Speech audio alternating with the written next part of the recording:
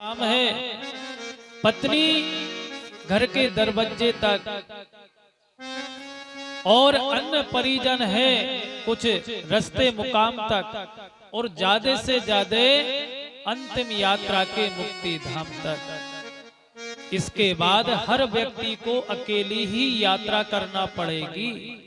जिनके पीछे हम पाप कर रहे हैं वो तुम्हें साथ देने भा नहीं आएंगे। जो आपने कर्म करे हैं वो आपको भोगना ही पड़ेगा। कर्मण्य की गति न्यारी, ये पीछा नहीं छोड़ोगे जब तक भोग नहीं लोगे तब तक। तो इस प्रकार से चौतरफा उनकी चर्चा चल रही थी। एक दिवस क्षत्रिय थे, शिकार खेलना उनका स्वभाव था। एक बार दिग्भ्रांति हो गई, समीक मुनि के आश्रम में पहुंच गए, प्यास से व्याकुल थे। क्योंकि दिन भर हारे तके थे और ब्राह्मणों के भक्त थे। क्योंकि गौ ब्राह्मण हिताय च, परमेश्वर का ही जन्म जब होता है तो दो हेतु उसके विशेष रहते हैं, गौ माता ब्राह्मण। वैसे तो चार चीजों के लिए भगवान का जन्म होता है, विप्र धैनु सुर संत हित लीन मनुज अवतार। अब प्रश्न उठता है कि चारों के अलावा बाकी के लिए भगवान नहीं आए क्या? क्या ब्राह्मणों के ही हैं? क्या गौ माता के लिए ही आए? क्या साधु संतों के लिए आए? ये बाबा तुलसीदास जी की चौपाई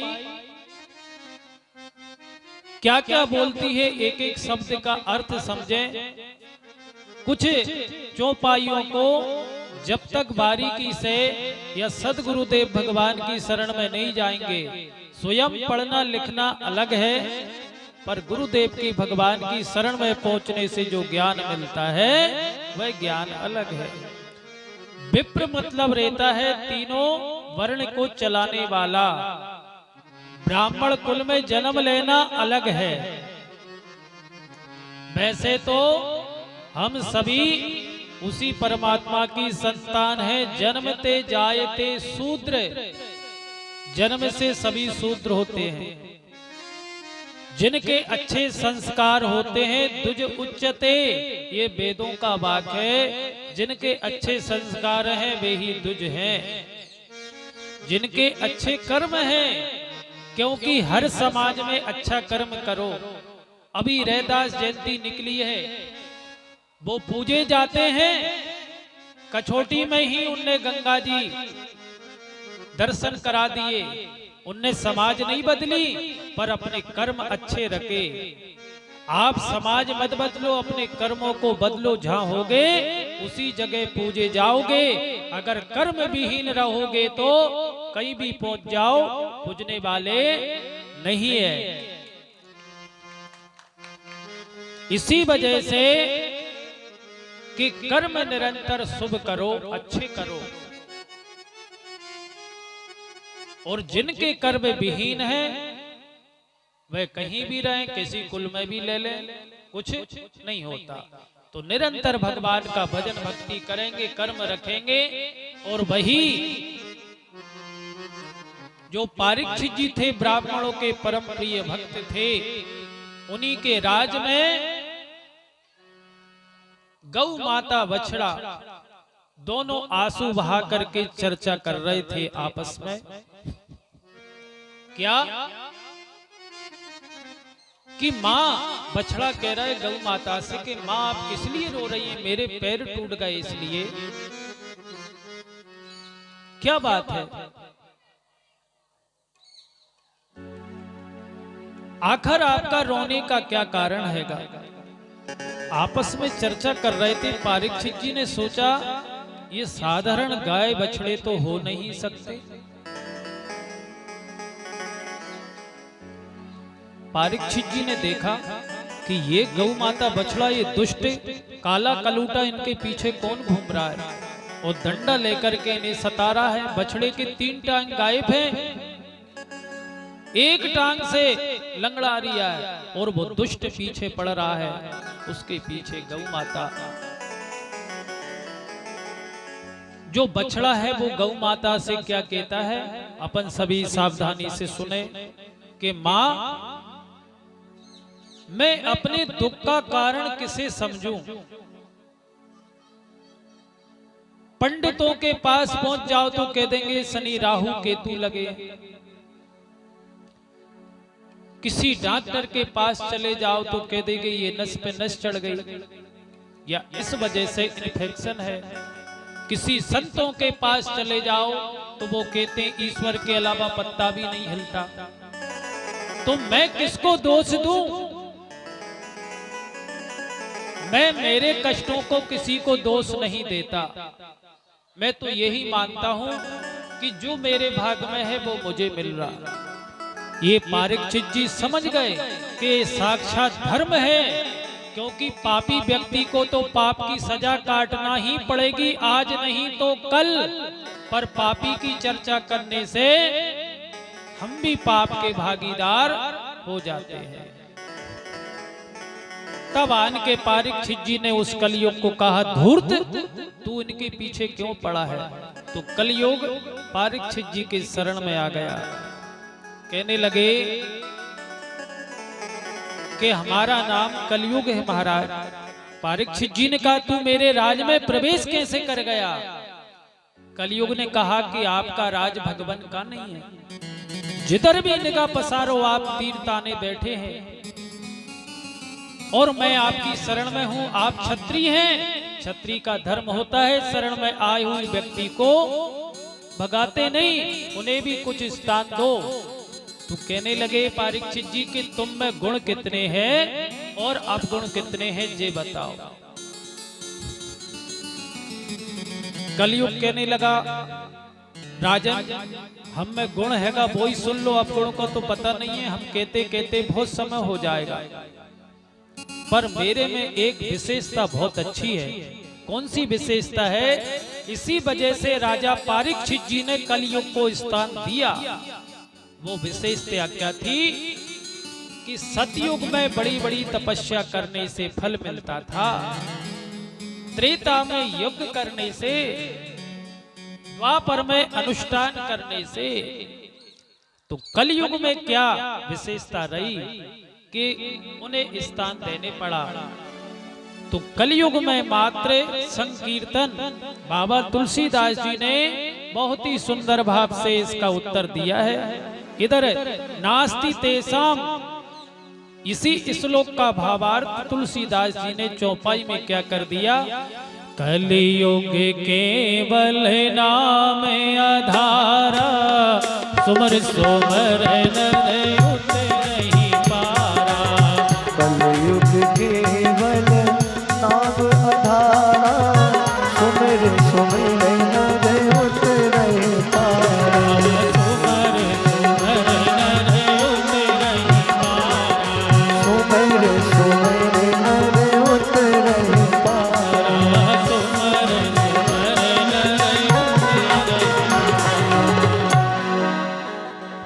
तो जो राम रूपी बीज था ये भी कलयुग में दूषित हो गया।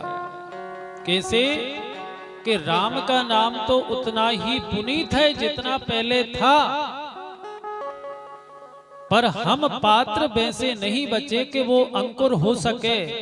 सुनते तो हम सब हैं, सुन रहे,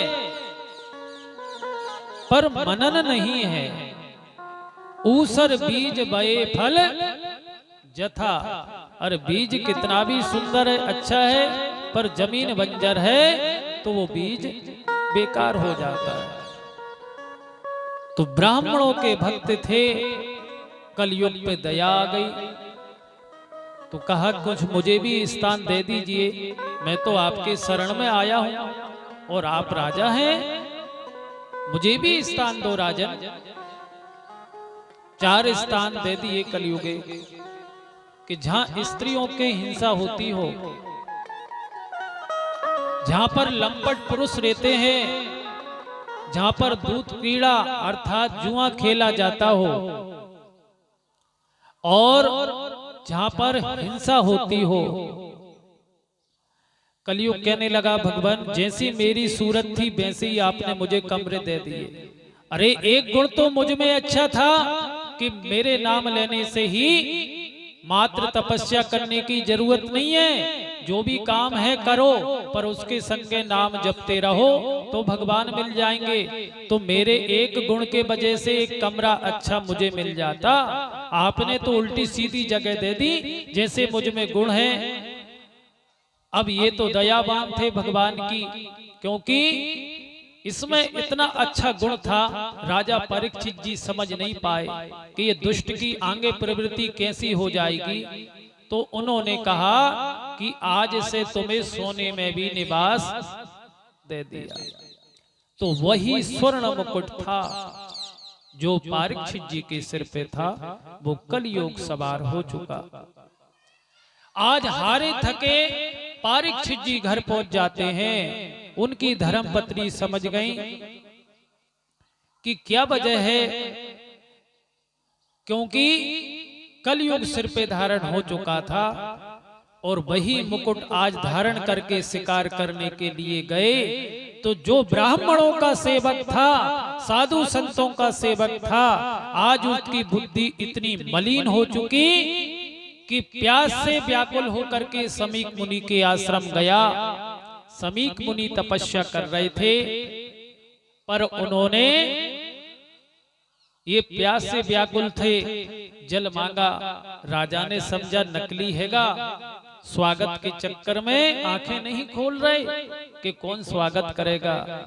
तो राजा ने मरा हुआ सर्प उठा करके उनके गले में डाल दिया और चले गए। संत को समझने में दो बार सबसे बड़ी भूल हुई। एक करी थी प्रताप भानु राजा ने, संत नकली थे उन्हें असली समझ बैठे, और एक भूल हुई है यहाँ पर कि संत असली थे और नकली समझ बैठे।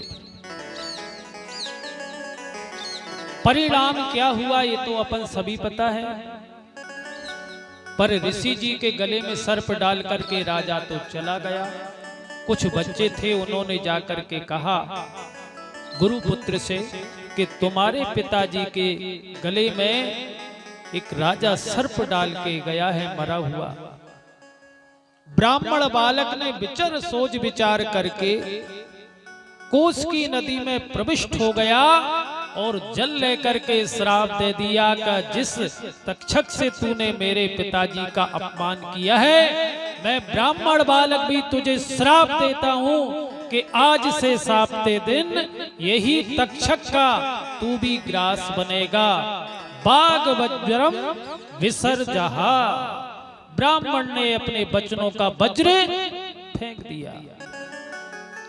आकर के अपने जब पिताजी के पास आए, इतना तेजी से रोए कि पिताजी की समाधि खुल गई। पिताजी को बताया कि तुम्हारे बालक ने राजा को श्राप दे दिया। पिता को पता लगा, अपने पुत्र को डांटने लगा, दुष्ट तूने बहुत बुरा करा, तुझे पता नहीं है ये राजा ब्राह्मणों का हितैषी था, धर्म के हिसाब से राज करता था। अरे दुष्ट, एक गलती के पीछे तूने इतने बड़े राजा को श्राप दे दिया, तुझे इसका श्राप तुझे भी भोगना पड़ेगा, क्योंकि राजा परीक्षित जी के बाद ऐसा धर्मात्मा गद्दी पे आने वाला नहीं है जो हमारे धर्म की बात करे। सब अपने लोलुपता के चक्कर में ही सत्ता को पाएंगे। किसी को सनातन धर्म से मतलब नहीं रहेगा, किसी को गौ माता ना ब्राह्मणों से मतलब रहेगा। एक राजा परीक्षित जी थे जो अपने सनातन धर्म से गद्दी का पालन करते थे। दो गादी की विशेषता है, एक राजा की गादी होती है और उससे बढ़ के होती है व्यास गादी। जब दोनों ही गादी दूषित हो जाएं तो समझ लो विनाश निश्चित ही हो जाएगा। पर तूने इतने अच्छे राजा को श्राप दे करके अच्छा नहीं करा। पर अब जो होना था वो तो हो चुका। कहने लगे अरे जाकर के उसे